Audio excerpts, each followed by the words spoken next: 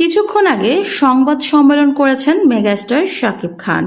ওনার সাথে উপস্থিত ছিলেন তার কন্যা সন্তান শার্লিন খানও। শাকিব খান বলেন, আমি খুব আনন্দের সাথে জানাচ্ছি তৃতীয়বারের মতো আমি বাবা হয়েছি, আর এবার আমার কন্যা সন্তান হয়েছে।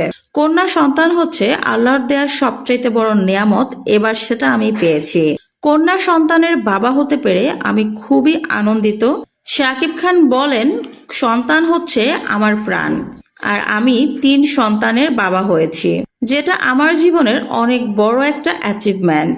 শাকিব খান আরো বলেন, আপনারা সবাই অনেক অধীর আগ্রহে অপেক্ষা করেছিলেন কবে আমার সন্তানের ঘোষণাটা শুনতে পাবেন। আমি আসলে একটু সময় নিয়েছি, তার কারণ আমার সিনেমা রিলিজ হয়েছে, সিনেমার কাজ নিয়েই অনেক বেশি ব্যস্ত ছিলাম। তাছাড়া নবজাতক শিশুকেও সময় দেওয়ার ব্যাপার আছে, সবকিছু মিলেই অনেক ব্যস্ততায় আমার সময় কেটেছে।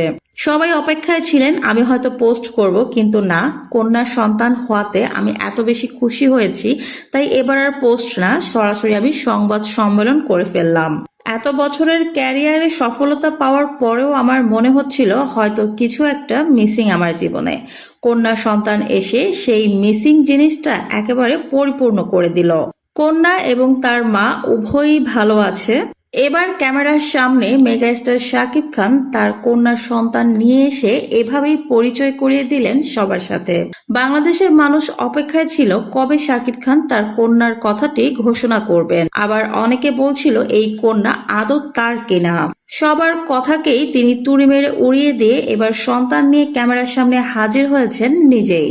এই প্রেস মিটে বোঝা যায় শাকিব খান তার কন্যার সন্তানকে কতটা ভালোবাসে এবং এই সন্তান হওয়াতে তিনি কত বেশি খুশি হয়েছেন। এই প্রেস মিট দেখার পর আর কারো মনেই আশা করা যায় কোনো রকমের কোনো প্রশ্ন আসবে না।